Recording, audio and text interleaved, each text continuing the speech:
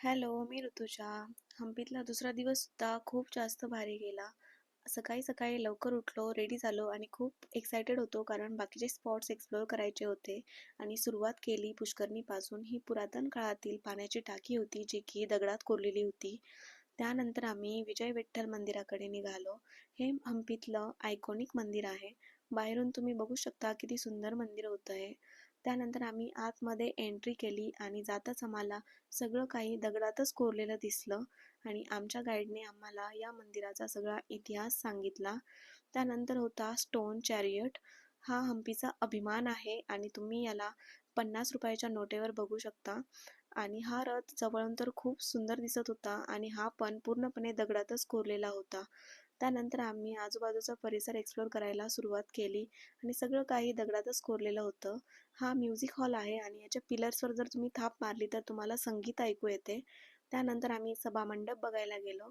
इथलं कोरीव काम तर एकदम जबरदस्त होतं. तुम्ही बघू शकता. बघूनच प्रश्न पडतो की त्या काळातील लोकांनी कसं कोरलं असेल हे. त्यानंतर आम्ही तिथून निघालो आणि जाता जाता आम्हाला खूप सारे फॉरेनर्स दिसले. ते सुद्धा हा परिसर एक्सप्लोअर करायला आलेले होते. मग आम्ही ब्रेकफास्ट करायला गेलो. तिथे हे खूप सारे ससे दिसले. मग त्या काकूंना रिक्वेस्ट केली की एक ससा माझ्या हातात द्या. मग त्यांनी हा छोटासा क्यूट ससा पकडला आणि माझ्या हातात दिला आणि खूप भारी वाटलं त्याला घेऊन. खूप आनंदही होत होता. पण तो घाबरला. त्याला वाटलं की ही पोरगी काय करते माझ्यासोबत. मग ब्रेकफास्ट केला आणि नेक्स्ट स्पॉटला गेलो.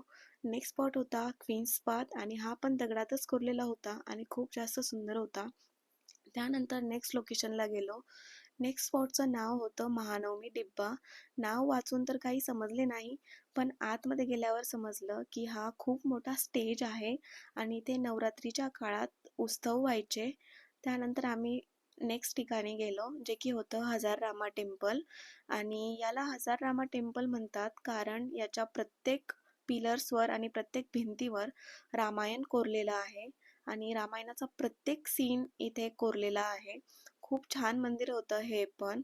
तुम्ही जर हम्पीला आले तर या मंदिरात नक्की भेट द्या कारण इथे आपल्याला पूर्ण रामायण कोरलेलं दिसतं. त्यानंतर नारळ पाणी पिलो, फ्रेश झालो आणि नेक्स्ट स्पॉटला गेलो. नेक्स्ट स्पॉट होता लोटस महल आणि हा महल सुद्धा खूप भारी होता. त्यानंतर त्याच्या शेजारी एलिफंट स्टेबल होता. त्या काळातली लोक इथे हत्ती बांधायचे.